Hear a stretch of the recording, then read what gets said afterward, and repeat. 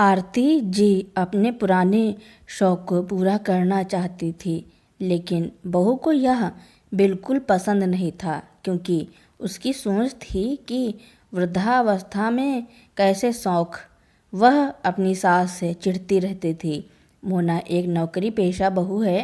वह चाहती है उसकी सास घर का सारा काम करे। वह सिर्फ नौकरी ही करना चाहती थी, घर का कोई काम नहीं करना चाहती है। लेकिन आरती जी ने पहले ही कहा था कि वह सिर्फ घर के कामों में बहू की मदद करेगी, पूरा घर का काम नहीं करेंगी। आज मोना जैसे ही अपनी नौकरी से घर वापस लौटी तो अपना बैग बिस्तर पर पटक कर सीधे रसोई घर में चली गई। काम करते करते आज फिर से वह गुस्से में भुनभुनाए जा रही थी। घर की बहू हूँ तो क्या सारा काम करना मेरी ही जिम्मेदारी है? मेरे आने के बाद सासू माँ तो ऐसे महारानी बनकर बैठ जाती हैं जैसे मेरी शादी से पहले उनके आसपास नौकर चाकर मंडराते रहते थे। ना जाने किस जन्म की दुश्मनी निकाल रही हैं। अरे मैं कहती हूँ कि अगर मेरे साथ थोड़ा काम करवा देंगी तो कौन सा इनके हाथ पैर घिस जाएंगे। मैं भी तो इंसान हूँ। नौकरी से थकी हारी आती हूँ और उसके बाद रसोई के काम में जुट जाती, और सासू माँ को तो रामायण पढ़ने से फुर्सत ही नहीं है और कुछ नहीं सूझता तो सहेलियों संग टहलने निकल जाती हैं। बड़बड़ाते हुए मोहना बर्तन धोने लगी और एक के बाद एक बर्तन जोर जोर से पटकने लगी। बहू के गुस्से का कारण आरती जी भली भांति जानती थी, परंतु वह भी आखिर कितनी देर तक काम करती। सुबह से लेकर शाम तक घर का सारा काम करते करते वह भी थक जाती थी, लेकिन शाम के समय वह केवल अपने लिए ही कुछ वक्त निकालती थी। दरअसल मोना आज के ज़माने की एक मॉडर्न लड़की थी, पढ़ी लिखी भी अच्छी थी। उसका सपना था कि वह पढ़ लिख कर एक आत्मनिर्भर महिला बने। इसलिए पढ़ाई लिखाई समाप्त होते ही उसने नौकरी के लिए आवेदन देना शुरू कर दिया, और जब आरती जी के बेटे रोहन के साथ उसका विवाह तय किया गया तो उसने यह बात सबके सामने साफ साफ जाहिर कर दी कि शादी के बाद अगर कहीं अच्छी नौकरी मिली तो कोई उसे नौकरी करने से मना नहीं करेगा। इस बात से रोहन को भी कोई ऐतराज नहीं था, ना ही उसके सास ससुर को इससे कोई आपत्ति थी कि उनकी बहू नौकरी पेशा हो। बड़ी हंसी खुशी के साथ विवाह की सारी रस्में पूरी हुई और मोना इस घर में बहू बनकर आ गई। अपनी नौकरी के लिए मोना ने कोशिशें जारी रखी थी। अभी विवाह को 6 महीने ही हुए थे कि मोना को एक अच्छी नौकरी मिल गई। नौकरी लगने से मोना बहुत खुश थी, परंतु आरती जी ने सारे परिवार वालों के सामने एक बात स्पष्ट तौर पर कह दी कि मुझे बहू की नौकरी से कोई ऐतराज़ नहीं है, लेकिन अब मैं पूरे घर का कार्यभार अकेले नहीं संभाल पाऊंगी, इसलिए बहू को घर के कामों में भी हाथ बटाना होगा। परिवार के सभी लोग आरती जी की इन बातों को सुनकर आश्चर्यचकित रह गए, और मोना को तो जैसे काटो तो खून नहीं। फिर रोहन बोला, माँ आप तो जानती हैं कि मोना को यह नौकरी कितनी मुश्किल से मिली है। हमें आपसे यह उम्मीद तो नहीं थी। तो आरती जी ने कहा, बेटा मैं यह नहीं कहती कि घर का सारा काम बहू को ही करना होगा। मैं तो केवल इतना कहना चाहती हूँ कि मेरी अपनी भी कुछ सीमाएं हैं। बढ़ती उम्र के साथ मेरी कार्य क्षमता भी कम हो रही है, इसलिए पूरे दिन का काम तो मैं नहीं कर पाऊँगी। हाँ, जितना बन पड़ेगा उतना ज़रूर करूँगी। इधर मोना अपने सपनों के साथ कोई समझौता नहीं करना चाहती थी, इसलिए उसने घर की साफ सफाई के लिए एक कामवाली बाई लगा ली। लेकिन बहू की अनुपस्थिति में घर का बाकी का सारा काम उसकी सास आरती जी को ही संभालना पड़ता था। परंतु उसके घर लौटने के बाद उसकी सासू माँ कोई काम ना करके अपने लिए ही समय निकालती थी। घर लौटने के बाद बाकी का सारा काम मोना को ही करना पड़ता था और इस बात से उसे बहुत परेशानी होती थी। सासू माँ का थोड़ी देर के लिए आराम फरमाना, टीवी देखना या फिर बाहर टहलने जाना उसे बहुत अखरता था। वो जब भी अपनी माँ को फ़ोन लगाती तो बस अपनी सास की बुराई करने लगती। माँ से बात करके मन का सारा गुब्बार हल्का कर लिया करती थी। समय धीरे धीरे बीतने लगा। अब उसके विवाह को 2 वर्ष होने को आए थे। आज मोना के छोटे भाई की शादी का दिन था। उसकी भाभी भी अच्छी खासी पढ़ी लिखी थी और नौकरी करती थी। बहू को घर में लेकर आने के साथ ही मोना की माँ ने उसे लाड़ जताते हुए कह दिया कि मैं तो अपनी बहू को बेटी की तरह ही रखूंगी।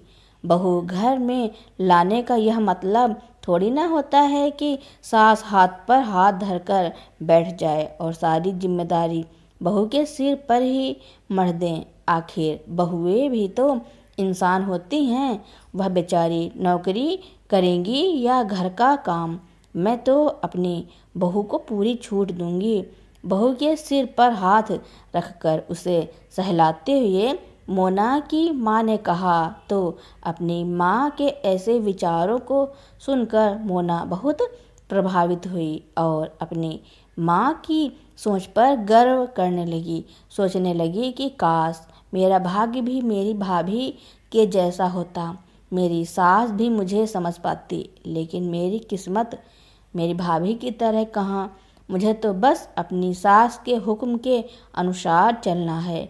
और यहाँ मेरी माँ कितने खुले विचारों वाली हैं।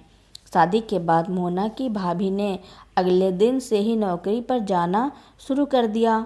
मोना की माँ भी अपनी बहू की हर सुख सुविधा का ख्याल रखती थी। बहू के तैयार होने से पहले सुबह सुबह सारा खाना बना देती थी, उसे टिफ़िन पैक करके देती और नौकरी से आने के बाद भी सारा काम स्वयं ही करती। अपनी सास का इतना प्यार देखकर मोना की भाभी को भी बहुत अच्छा लगता था। आए दिन अपनी सासू माँ से अपनी मनपसंद की चीज़ें बनवाती रहती थी और मोना की माँ भी उसकी हर फरमाइश को बड़े प्यार से पूरा करती। कुछ दिन बड़ी खुशी से बीते, लेकिन धीरे धीरे वक्त का पासा पलटने लगा। दिन भर काम करते करते मोना की माँ पूरी तरह थक कर टूट जाती थी और वहीं मोना की भाभी को तो काम करने की कोई आदत ही थी ही नहीं। मोना बहुत बार अपनी माँ को फ़ोन लगाती, लेकिन उसकी माँ हमेशा यही कहकर फ़ोन काट देती कि बेटी अभी बहुत काम है, मैं बाद में बात करती हूँ। एक दिन मोना की माँ जब घर का काम करके थक करके शाम को बिस्तर पर लेटी तो मोना का फ़ोन आया। फ़ोन उठाते ही मोना की माँ ने कहा, हेलो मोना बेटी, कैसी हो तुम? इतने दिनों बाद माँ से बात करने का मौका मिला। तो मोना फिर से अपनी परेशानियों का पिटारा उठाकर बैठ गई। क्या बताऊँ माँ, थोड़ी देर पहले ही नौकरी से थकी हुई घर लौटी हूँ और अब घर का काम भी करना पड़ेगा। आप तो भाभी को पूरा आराम करवाती हो, लेकिन मेरी सासू माँ को तो देखो। मेरे नौकरी से घर लौटने की देर थी कि तैयार होकर यह कहकर चली गईं कि मुझे ब्यूटी पार्लर जाना है। अब इस उम्र में इन्हें सजने संवरने का शौक चढ़ा है। इतना ही समय था इनके पास तो रात का खाना ही बना लेती, मुझे ही कुछ आराम मिल जाता। अच्छा माँ, आप तो अब मुझसे बात ही नहीं करती। भाभी को इतना प्यार देते देते कहीं अपनी बेटी को भुला तो नहीं दिया? मोना के इतना कहने की देर थी कि उसकी माँ की आंखों से आंसू बह निकले। और फूट फूट कर रोने लगी। माँ के रोने की आवाज़ सुनकर मोना का कलेजा काँप उठा। क्या हुआ माँ, तुम रो क्यों रही हो? क्या भाभी से कोई बात हुई है? बेचैन होते हुए मोना बोली। फिर उसकी माँ ने कहा, बेटी, मैंने तो तेरी भाभी को हमेशा अपनी बेटी की तरह ही माना था। बहू को कोई तकलीफ ना हो इसलिए दिन भर मैं ही काम में लगी रहती हूँ, लेकिन फिर भी तेरी भाभी को मेरी कोई कद्र नहीं है। वह तो रसोई की तरफ देखती तक नहीं। मुझे तो ऐसा लगता है कि मैं बस इस घर में एक काम वाली बाई बनकर रह गई हूँ। हर काम के लिए वह तो बस मुझ पर ही हुक्म चलाती है, खुद तो एक गिलास पानी भी उठाकर नहीं पीती। अरे, उससे तो तेरे भाई के लिए भी खाना नहीं बनाया जाता, और यदि सुबह सुबह उसका टिफ़िन तैयार करने में मुझे थोड़ी भी देरी हो जाती है तो मुझ पर ऐसे भड़क पड़ती है जैसे मैं उसकी नौकरानी हूँ। मुझे तो समझ नहीं आता कि मैं क्या करूँ। अपनी माँ की यह बात सुनकर मोना हैरान रह गई। फिर उसकी माँ बोली, लेकिन बिटिया, इस सब में गलती मेरी ही है। तेरे पापा ने मुझे कितनी बार कहा था कि मुझे बहू को उसकी जिम्मेदारियों का एहसास करवाना चाहिए। लाड़ प्यार में इतनी छूट भी नहीं देनी चाहिए कि बाद में पछताना पड़े। मोना बेटी, आज मुझे एहसास हो रहा है कि तेरी सासू माँ ने सारी जिम्मेदारियाँ अपने सर पर ना लेकर बहुत अच्छा काम किया था। घर का काम मिल बांटकर करने का उनका फैसला बिल्कुल सही था। भले ही वह तुम्हें बुरी लगती हो, लेकिन यह बात भी बिल्कुल सही है कि इंसान को अपने लिए भी थोड़ा सा वक्त चाहिए होता है। अगर मैंने भी तेरी सास की तरह समझदारी से काम लिया होता तो आज मेरी यह हालत ना होती। मैं भी उनकी तरह आत्म सम्मान से जी रही होती और उम्र के इस पड़ाव में जीवन का आनंद ले रही होती। माँ की बातें सुनते सुनते मोना की आंखों से आंसू बह निकले।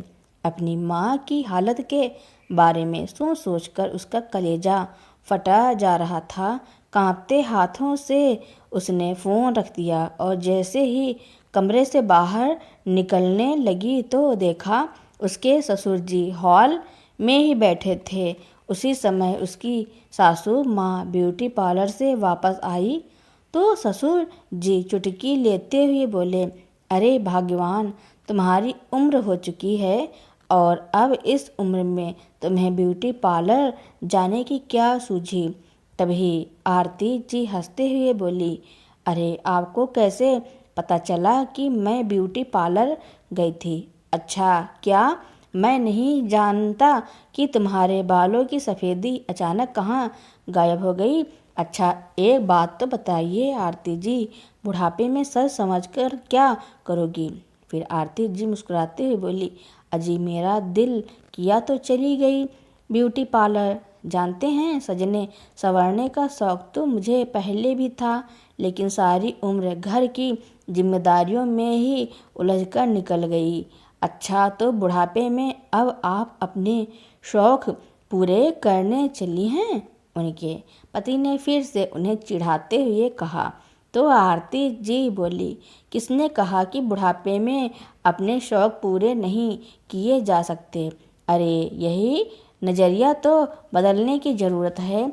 उम्र का हर पड़ाव एक नया अनुभव, नई चुनौतियों और नई ख्वाहिशें लेकर आता है, परंतु ज़िंदगी के हर पड़ाव में हमें तो बस ज़िंदगी का मज़ा लेना चाहिए। अच्छा, एक बात तो मैं आपसे कहना भूल ही गई, कल से पार्क में योगा क्लासेस शुरू होने वाली हैं।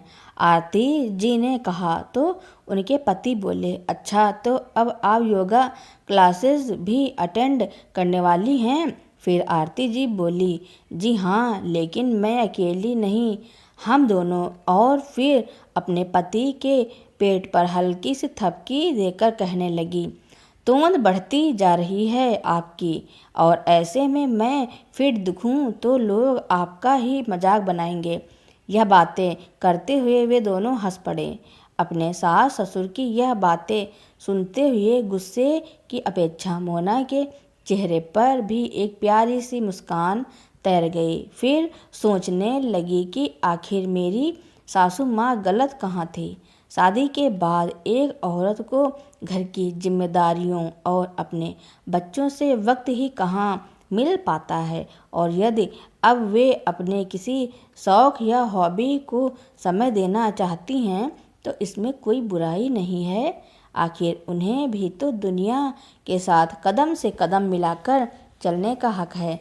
अब मोना अपनी सास आरती जी से ना तो चिढ़ती थी ना ही बड़बड़ाती थी, क्योंकि वह जान चुकी थी उसकी सासू माँ गलत नहीं है बल्कि वह ही गलत समझ रही थी। अब मोना अपनी सास के साथ गलत बर्ताव नहीं करती हैं, उनका बहुत ख्याल रखती हैं, अपनी सास को शिकायत का कोई मौका नहीं देती हैं।